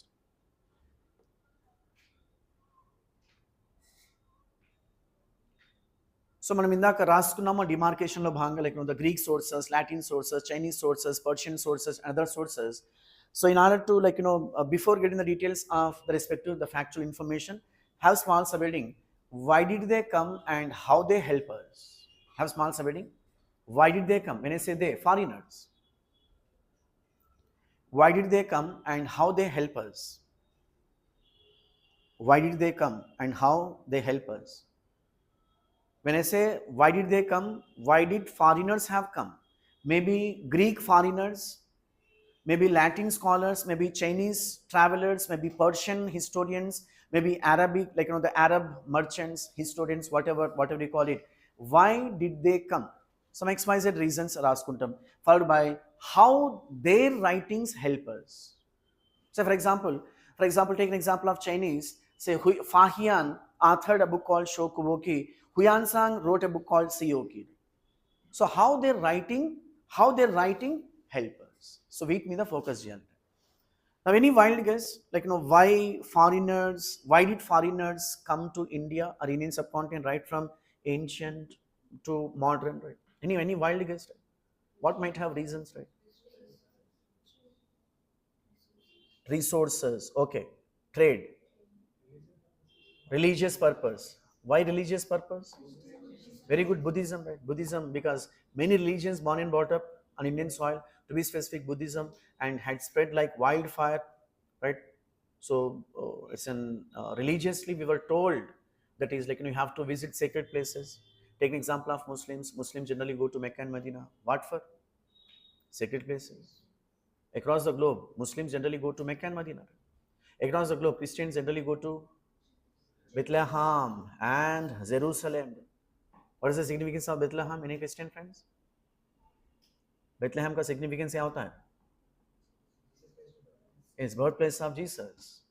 Jerusalem, death place of Jesus. Mecca, birthplace of Prophet Muhammad. Medina, death place of Prophet Muhammad. Apply the same towards Buddhism. So the birth and death places were always sacred for followers. What I'm trying to tell you, the respective foreigners, maybe Greek, maybe Latin, maybe Chinese, maybe Persians, they have paid their visits to India on many occasions in ages. Few have come to India as ambassadors, Rajdut, Rayabari antam Telugu, or envoy. Few have come to India as traders, especially Latin. Few have come to India as a pilgrims, Buddhist, Chinese Buddhist pilgrims, we call it. Tirtha yatrikula madri veelu raavadam jarigindi. And few have come to India as traders. For example, the Persians as well as Arab merchants. And they witnessed various events and they did write XYZ events. So their writings definitely help us in understanding the past. Now, in fact, strictly speaking, compared with native literary sources, we had to rely on foreign literary sources. Reason being, in native literary sources, you come across biased information. Take an example of Sakshi newspaper. You never find a single criticism towards Jagannath. Take an example of Ilani newspaper. You never find a single criticism towards Babugari government. Take an example of Republican TV. Better not to talk about Namaste Telangana. మామూలు performance కాదు ఇదంతా. అంటే ఏంటి అన్నప్పుడు only లేపింగ్ ఉంటుంది అన్నమాట. ఇక్కడ biased information.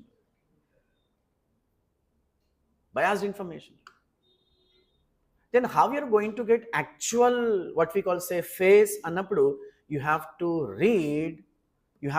read like opponents. You have to read opponents. If you want to know How many of you are from Andhra Pradesh? If you want to know Babu's administration, you have to read Sakshi newspaper. Sir వాళ్ళు బాగా రాయకూడదనే కదా చెప్పేది. బాగా రాస్తే ఇంకా నువ్వెందుకు నేనెందుకు? డెమోక్రసీలో ఏంటి?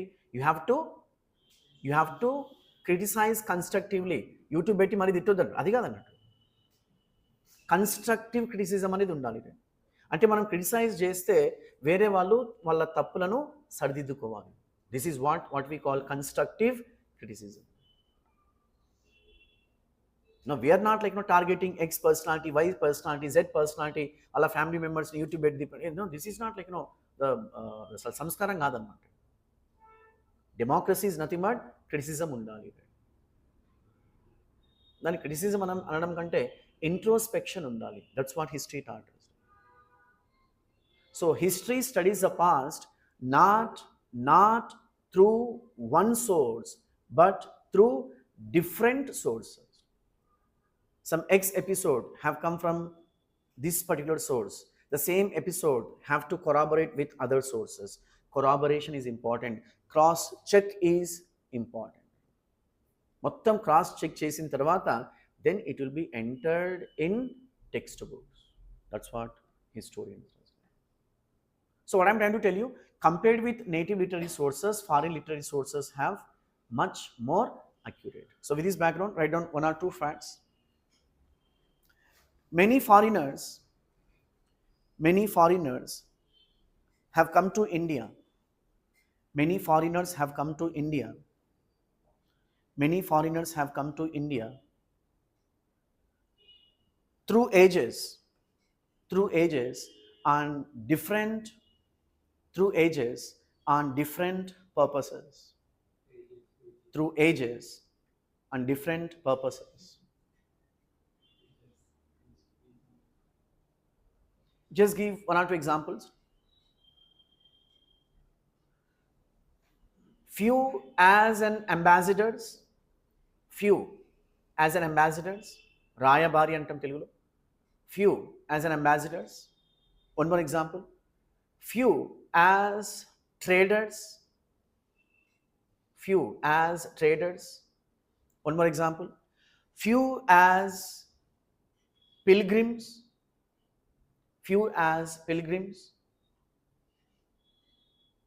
One more example. Few as travelers.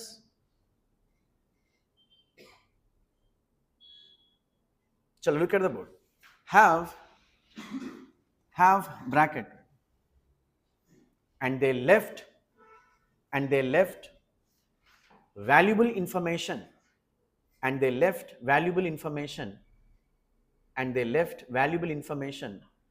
On various sectors. When I say various sectors, maybe social sector, maybe economic sector, maybe political sector, maybe cultural sector, it can be anything, man. One more factor. Compared with native literary sources, foreign literary sources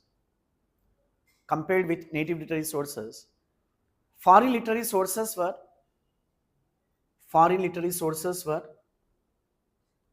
compared with native literary sources, foreign literary sources were accurate in nature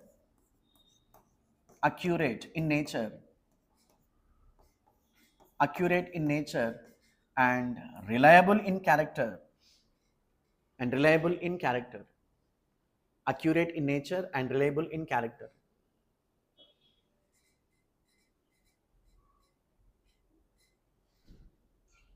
One more factor. We found less exaggeration in foreign literary sources.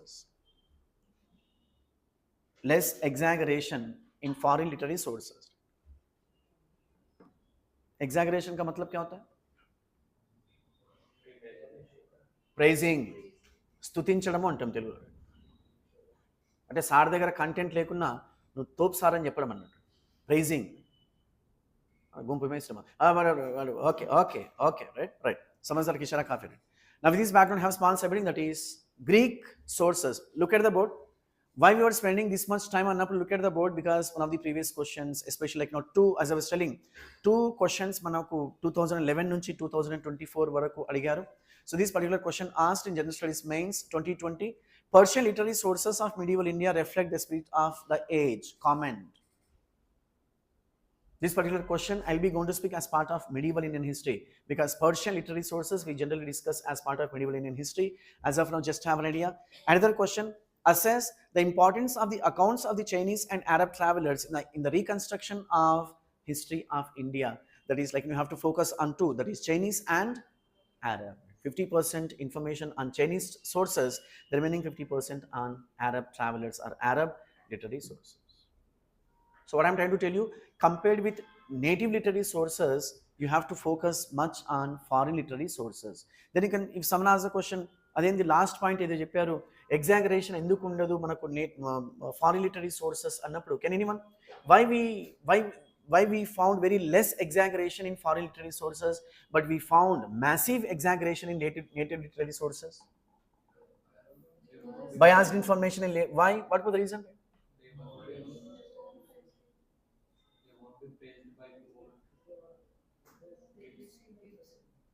Okay, fine. Any other?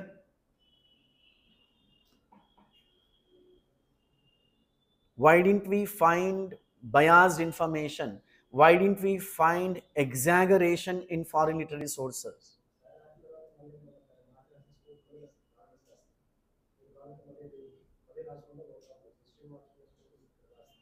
Okay, okay, fine. Any other?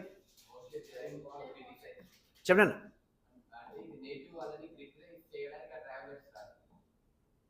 Native sources ni criticize చేయడానికి రాశారు. Okay, that's an answer. Very good. Foreign travelers, travelers కానివ్వండి, like horse traders కానివ్వండి, whatever, right? ఈ foreign travelers ఎవరైతే ఉన్నారో, like what they have witnessed, what they have seen, they just like wrote. And meanwhile, foreign travelers gave us the exact picture of society, economy and culture.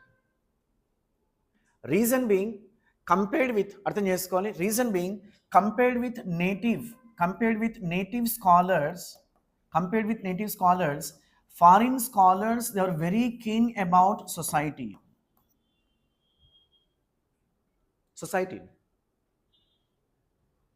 and economy and especially of culture because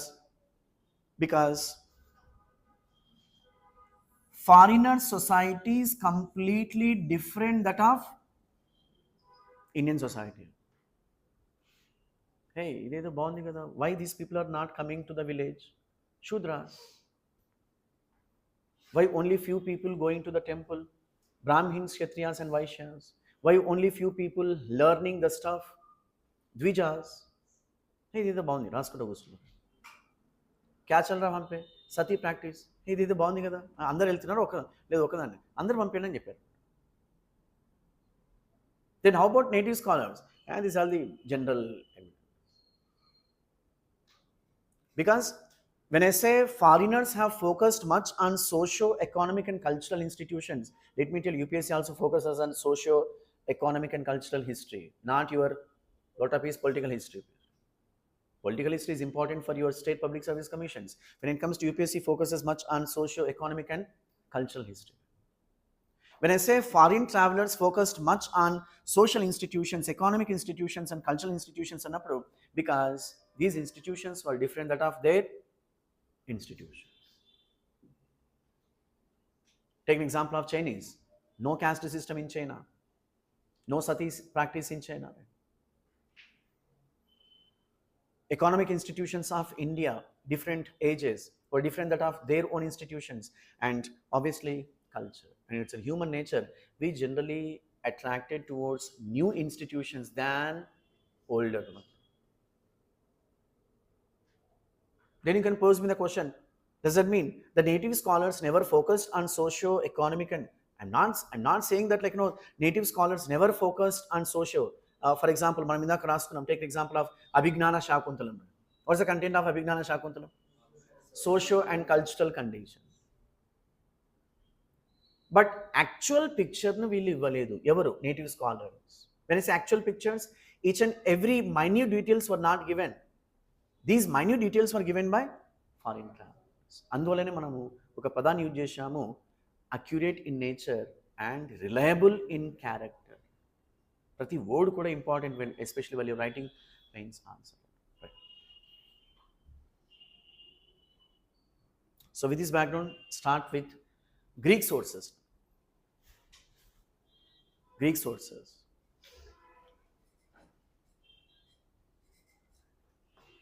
So then the factual information, Greek sources. To begin with, Herodotus and Ascot, which is on board. Herodotus. One or two facts related to Herodotus. The first Greek scholar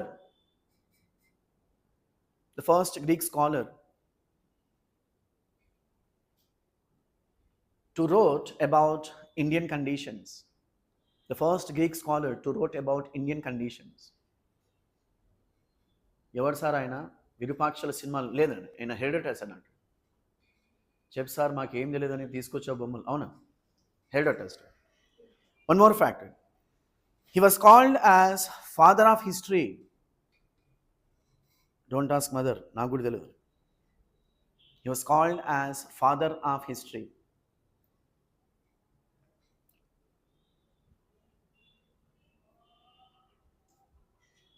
In fact, in your respective subjects, you might have come across respective names. So some X called as father of, or like physical sciences, father of mathematics, father of. ఏంటి father గోలా? ఎప్పుడు చూసినా father father అంటారు. Why don't you consider it as a mother kind of? Any wild guess? ఏంటి father గోలా? చెప్పండి. That's an good patriarchal society. సరే, కొంచెం ప్యాట్రియార్కల్ సొసైటీ పక్కన పెడితే, in any sector if someone initiates the development, అర్థం చేసుకోవాలి, కాన్సెప్ట్ అర్థం చేసుకోవాలి. In any sector if someone initiates the development, he or she be called as father. ఇంకోసారి చెప్పు సార్, హీ ఆర్ షీ ఎట్లయితుంది సార్ అంటే ఇక్కడ ప్యాట్రియార్కల్ సొసైటీ కాబట్టి like we were using the term called father. If you're talking about matriarchal society, you call mother. So father. When I say Herodotus, father of history, he initiated the process called how one has to write historical events. So father of history. You might have taught as part of modern Indian history. So Raja Ram Mohan Rai, popularly called as the father of socio-religious reformation movements. Why he was called as father of socio-religious reformation movements? Because he initiated the process called reformation in Hindu society, in Hindu religion. So father of reformation movements. After the same towards Sir Syed Ahmad Khan, father of Muslim reformation movement. ఈ father వచ్చినప్పుడు okay, if someone initiates he or she be called as father. So father of history. One more. In his book Histories, he describes about the Indo-Persian relations. In his book Histories, he describes about the Indo-Persian relations.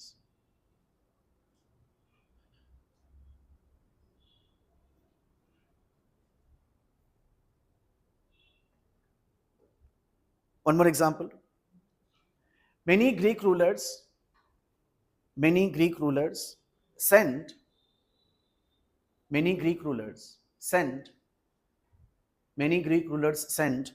their envoys Rayabari, ENVOY, their envoys to India, or their ambassadors to India.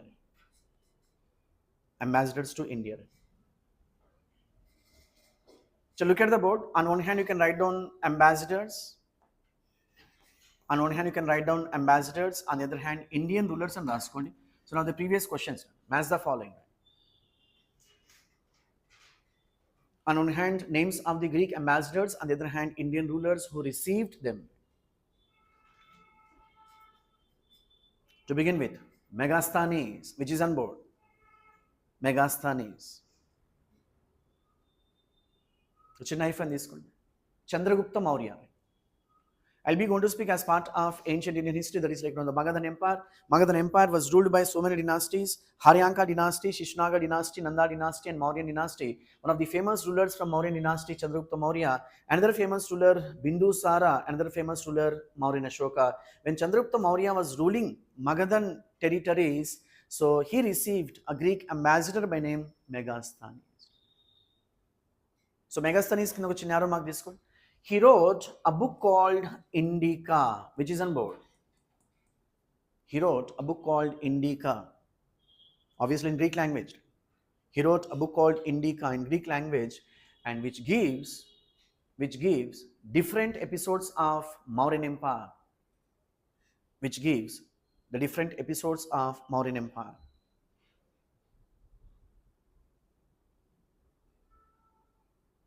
One more example. Demarcus, another the Greek ambassador, Demarcus, which is on board. Demarcus. చిన్న hyphen తీసుకోండి. Bindusara. Demarcus. Bindusara. So for your convenience, Bindusara కింద ఒక చిన్న arrow mark తీసుకోండి. Son and successor of Chandragupta Maurya. Son and successor, కొడుకు మరియు వారసుడు. Son and successor of CGM, Chandragupta Maurya. How SRK stands for Shah Rukh Khan, CGM stands for Chandragupta Maurya. And finally, Dionysus. నేను తిట్టట్లేదు కదా sir, లేదు. These are the names of the Greek ambassadors. Dionysus, చిన్న hyphen తీసుకోండి. Ashoka, Mauryan Ashoka. Dionysus, Mauryan Ashoka. And Mauryan Ashoka కింద ఒక చిన్న arrow mark తీసుకోండి. Son and successor of Bindusara. Son and successor of Bindusara.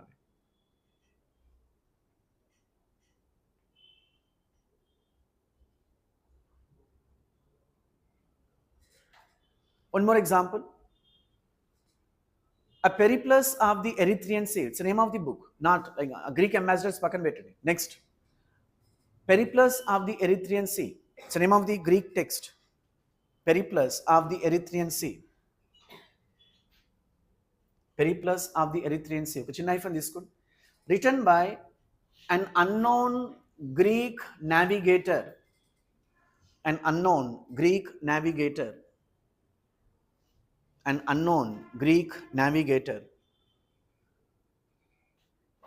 An unknown Greek navigator. ఈ Periplus of the Erythraean Sea కింద ఒక చిన్న arrow mark తీసుకోండి. It gives the details of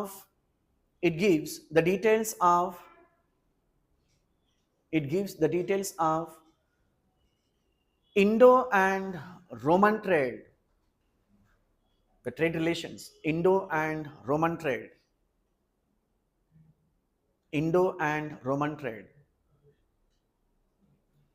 Look at the board.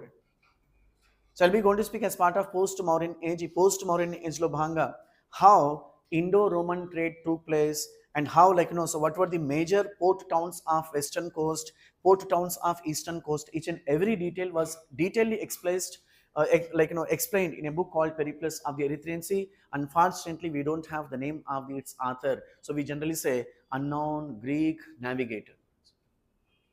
In a nutshell, the book gives the various aspects of commercial relations, to be specific. So Indian kingdoms and Roman Empire.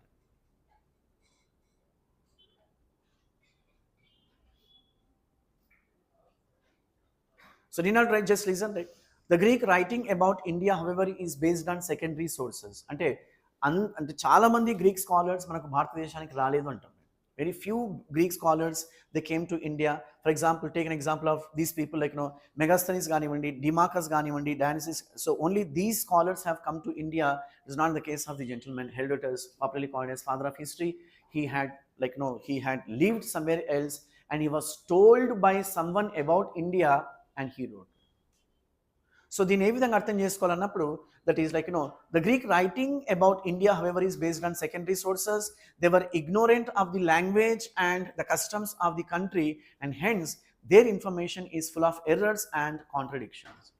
మళ్ళీ ఇందాకే కదా sir ఫారిన్లో లేపినావు, ఇప్పుడు మళ్ళీ contradictions అంటే ఏంటి అన్నప్పుడు, so though you take in content or information from the respective what we call sources, once again you have to corroborate with native sources. Whatever information which you get, some xyz sources, native scholars ganivandi, foreign scholars ganivandi, like literary sources ganivandi, archaeological sources ganivandi, you have to cross check with each and every source, then you have to publish. This is what the newspapers supposed to be done. News papers కూడా ఈరోజు news papers కూడా ఇలాగే చేయాలి, లేకపోతే ఉండేది పోదు ఉంచుకునేది పోదు. Just someone has phoned this is what happened, you can't publish the news right. At the same time you have to newspaper is meant to protect social harmony, to protect religious harmony. Sare vaani veedu tittocchu, you can't publish each and every stuff. So how history written newspapers to be written, unfortunately say off late we were not finding such kind of stuff, right? Mani ikkada previous exam mani question raskondi, previous question and raskondi. Start within commas. Persian literary sources of medieval India. Persian literary sources of medieval India. Persian literary sources of medieval India reflect. Persian literary sources of medieval India reflect the spirit of the age. Persian literary sources of medieval India reflect the spirit of the age. Inverted commas close. Comment. Inverted commas close. Comment. The Persian literary sources of medieval India reflect the spirit of the age. Comment. So 2020 UPSC mains and raskund. 2020 UPSC mains. I'll be going to speak in subsequent classes how you have to